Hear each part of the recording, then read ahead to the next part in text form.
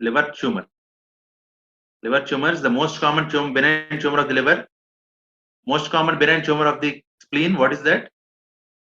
Hemangioma. Here also it is hemangioma. Most common benign tumor of the liver is hemangioma. And most common malignant tumor of the liver? Metastasis. Very good. Excellent. So it is not the primary tumor. If they ask you the most common primary malignant tumor of the liver, primary malignant tumor, that is it is originating in the liver. Primary means it is originating in the liver. Then it is HCC, hepatocellular carcinoma. But here they are just asked most common malignant tumor of the liver. So then it is metastasis. From where the metastasis will come? Usually from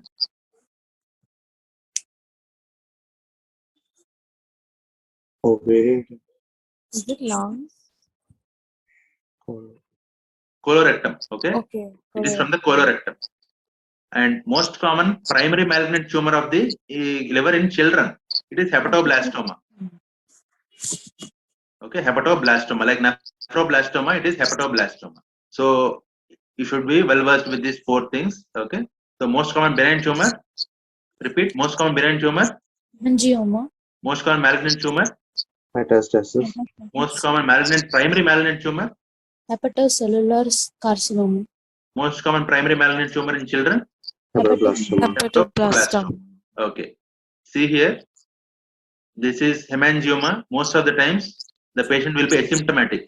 Okay. And CECT is investigation of choice. MRI also can be done, but CECT is investigation of choice. So this is what is, this is glowing. Okay. This is a lighthouse sign. We call it as a lighthouse sign. It is glowing like lighthouse. Okay. So a torchlight or lighthouse sign. Hemangioma. Okay. Most of the times they're asymptomatic. Most of the people will have hemangiomas, benign tumors, but nothing to do with it. Okay. This is hemangioma. And focal nodular hyperplasia. This is another benign thing. Focal nodular hyperplasia. They are also asymptomatic. CECT is the investigation of choice. See here in the center, there is a small scar-like thing. Central scar will be there. In kidney also, I told you one lesion where there will be central scar. What is that? Samples.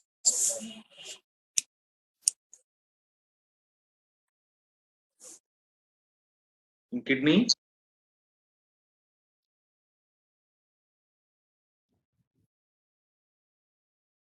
most common benign tumor of the kidney has a central scar. What is the most common benign tumor?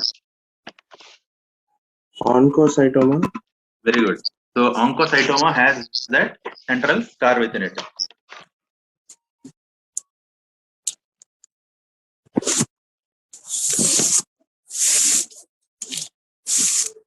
So coming to hepatocellular carcinoma.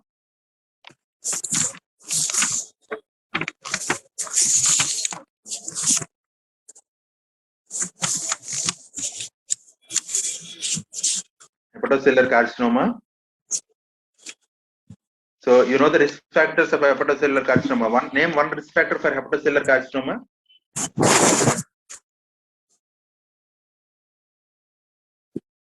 One important risk factor which we commonly see in our OPs. Viral infections. Right? Hepatitis C. Hep C, Hep B. Sir, can alcoholism be a reason? Yeah, well, that is the common thing which we see. Okay. So look here, the major risk factors are. Why is this popping up?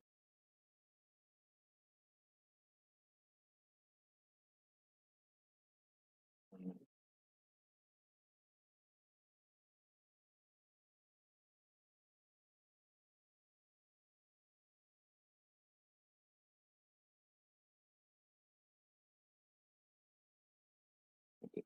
The major risk factors are hepatitis B, hepatitis C, aflatoxins, and alcohol. Okay. So these are the major risk factors. Out of it, alcohol is the commonest which we see. So these are the major risk factors. A minor risk factor like smoking, polluted water, oral contraceptive pills, steroid injections. These are all minor risk factors for hepatocellular carcinoma.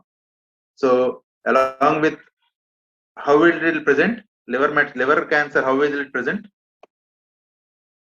There is a liver cancer, liver tumor, hepatocellular carcinoma. How it will present?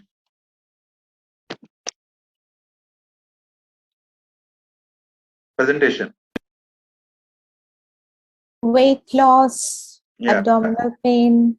Yeah, weight loss, abdominal pain, and jaundice. These are the main Jaundice. important presentations. Okay, the patient will have jaundice also because of two things. One is liver failure also may be there, or there may be obstructive pattern also may be there. Two features are there: liver failure due to malignancy or obstructive pattern due to lymph nodes. Okay, either of them will be present. One. Second thing is the patient will have loss of appetite and loss of weight. Okay, so and he will have multiple paraneoplastic syndromes. Like same way in like where we saw paraneoplastic syndromes. Hypercholesterolemia. No. Where did we see paraneoplastic syndrome? I'm asking. Which other malignancy?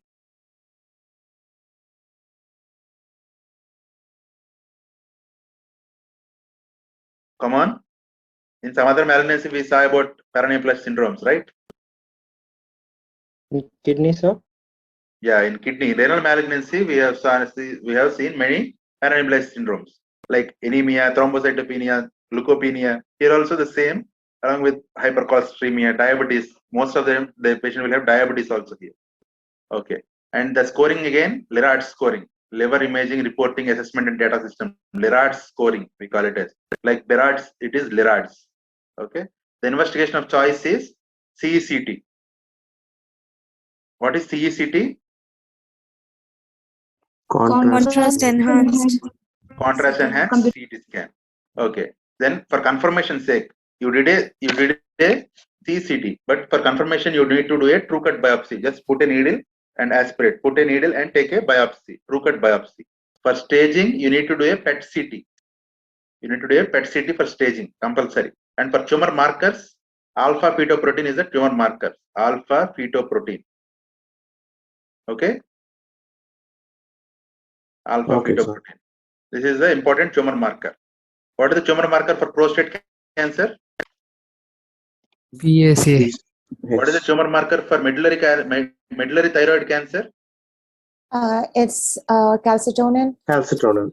What is the tumor marker for differentiated thyroid cancer? Thyroglobulin. Thyroglobulin. Yeah. So this is alpha fetoprotein. Remember, alpha fetoprotein. So I have got a question over here. So you said the most commonest cause of hepatocellular carcinoma is alcohol, but I don't know why, but I have always known that to be Hep B to be the most commonest cause. no, in Or India, in Indian scenario, India. it is alcohol. Okay. Okay.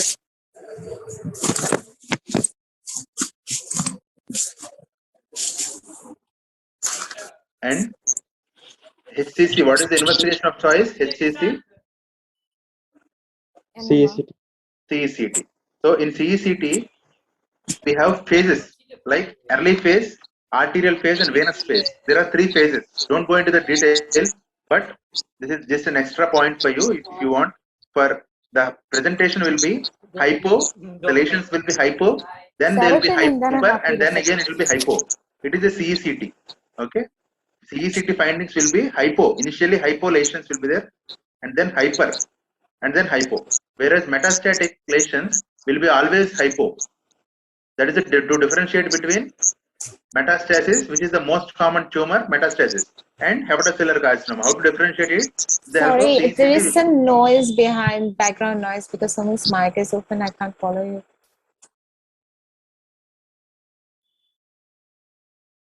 It's okay now? Yes. Could you please repeat that again for me? Sorry about that. See, the most common primary tumor of the liver is hepatocellular carcinoma, but the most common tumor is metastasis. To differentiate between these two findings, like hepatocellular carcinoma and metastasis, we do CECT scan. In the CECT scan, there are three phases, like early phase, arterial phase, and venous phase, depending upon the flow of contrast to the liver. So, based in the three phases, the liver lesions will be looking like hypo lesions, hyper and hypo. This is the contrast picture. Whereas in metastasis, every time it will be hypo only. There will be no hyper lesions. Okay. Yes. Okay, Okay, got sir. it. Would there be a picture that you could share so it would be well differentiated, or we don't need to know that? Okay. I'll maybe picture I am not having. Okay. I'll just see by afternoon if we can get it. Okay. So then, see, now we have three criteria, three different scenarios. One is there is a small tumor and the liver function is good. That is one. There is a small tumor and the liver function is bad. There is a large tumor and the liver function is bad. Okay, these are three scenarios which we'll get. Most of the times the liver function will be bad only. Why? Most of the times hepatocellular carcinoma patients, the liver function will be bad only. Why is it so?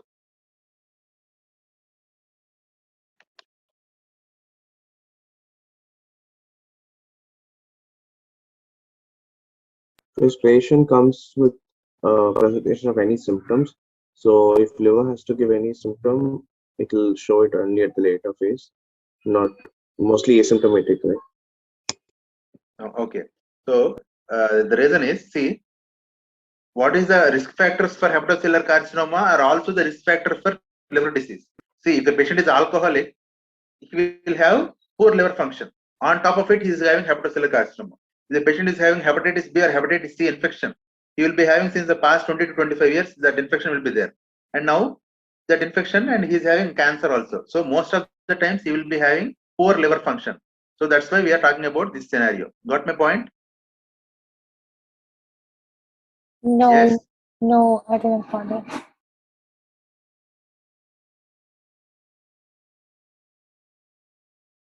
One minute.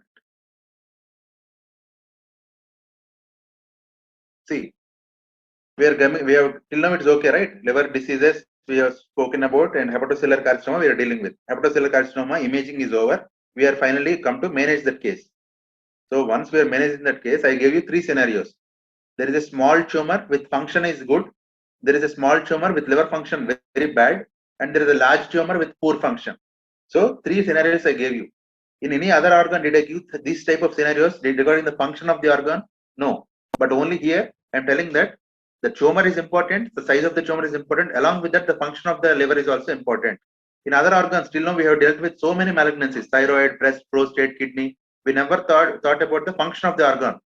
Okay. But why we are thinking specifically about the function of this liver is because the causative organisms for the liver damage and liver tumor both are same. Okay. Is it clear now? Okay, got it. See, suppose an alcoholic patient is there. He is consuming alcohol for the past 20 years. So his liver function will be obviously Compromised then. yeah, liver function will be bad. It will be compromised. On top of it, he's having a liver tumor. So now we have to think wisely whether to remove only that part of liver tumor. The other part also is bad. So what additional good is it is going to make to remove only that part of the liver. So that we have to consider in case of liver only. In other malignancies, there is no need, because see, for suppose if prostate, genetic reasons are there. So the other part of prostate is normal. Only that part is tumorous. But here, the initiating factor is both harmful to the normal liver and to the tumor liver. Okay. Okay. Okay, Yeah. so basically the prognosis is worse. Is that Yeah, exactly the what prognosis is worse because the liver is affected because of both. The initiating factor is affecting the liver and it also causing the tumor. got it? Okay. So we have a small tumor and the function is good. If it is a small tumor, function is good, what you will do? Best option here. A small tumor is there. Just Other function is resected of good. that. Liver function is good. So Just that part of tumor can be resected very good. out. So resection and not as you want. You have to resect it. You have to resect it. How you will resect? You know something about the anatomy. on the placement of the tumor, we will see which segments it is affecting, and accordingly we're going to resolve. Yeah, according to the segments, we have to remove it. Segmentectomy should be done. Localization of the segments. Yeah, that is if it is small tumor and the liver function is good.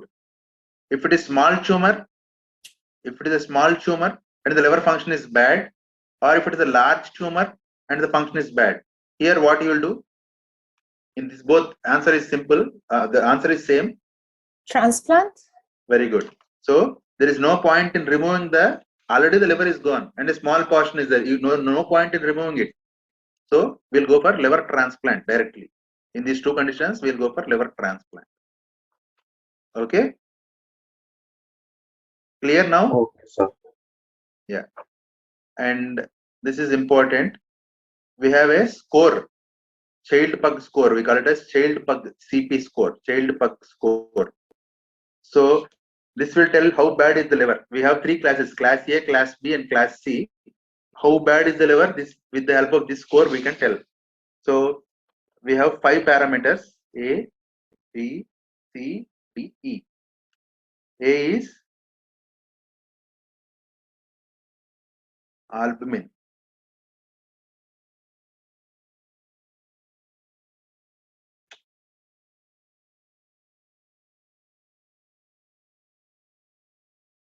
B is bilirubin. C is ascites. Ascites. D is PTINR. E is encephalopathy. C is ascites. This C and C. D is INR. Dimer. D dimer, INR, PTINR. Okay. So this is important for you. They will ask which of the following is not a part of child pug score. Okay. So you have to remember the 5 things. Remember like this: A for albumin, B for bilirubin, C for ascites, D for PTINR, and E for encephalopathy. We have points for each and we have a score for it. So class A, class B, and class C. Class C is the worst. Okay. So the 1 year survival, see, it is only 45%. Okay. Got this? Got this? Do we need to remember all those points as well? Yeah, or you no have to need? remember all these points. That's what they will ask. In between these points, you don't need to remember. See, 1 minute. Why is it? These points no need to remember. Only the 5 parameters you need to remember. Okay. Okay. So once again, albumin, bilirubin, ascites, PTINR, and hepatic encephalopathy. Which of the following is not a part of child pug score? Okay. That will be the question. Sir, what is meant by PTINR? PTINR is prothrombin time. PT is prothrombin time. It is just a clotting factor. Like BTCT will do, right? Bleeding time, clotting time. In the same way, we do prothrombin time, and INR is international normalized ratio. We have a ratio. That ratio should be maintained. Okay. Okay. So PTINR is about clotting. Okay. And for advanced disease, suppose you have advanced disease, then we have to go for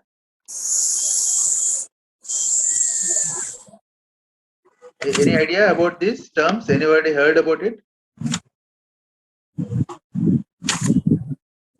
So TACE is transarterial chemoembolization.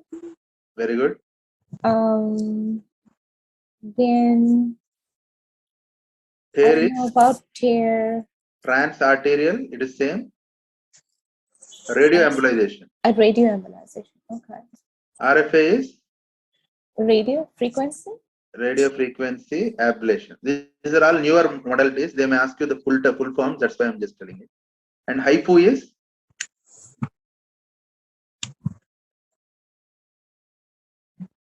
high intensity Fractional. Is it frequency fractional? ultrasound. So these are all the newer modalities of treating advanced disease. Okay. Just transarterial chemoembolization. The chemotherapy will be given, and that too not the whole drug. Just only it will be given directly into the arteries through small emboli. Okay. So that is transarterial chemo. And radiotherapy also, it will be given into small radio fragments will be there, that those also will be given via the artery. Okay. Radio frequency ablation and high intensity frequency ultrasound. Sorry, it is not frequency, I think it is fractional ultrasound. Fractional. High frequency intensity fractional ultrasound. And there is a variant. There is a variant of hepatocellular carcinoma, that is fibrolamellar type of carcinoma. Fibrolamellar. Here the only point we have to remember is the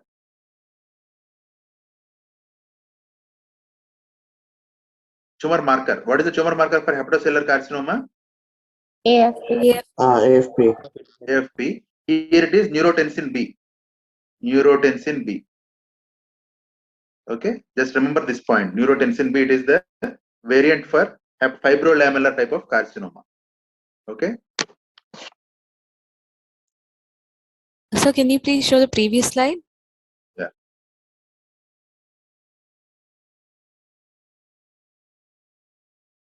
So the one before this, sir. Yeah. Yeah.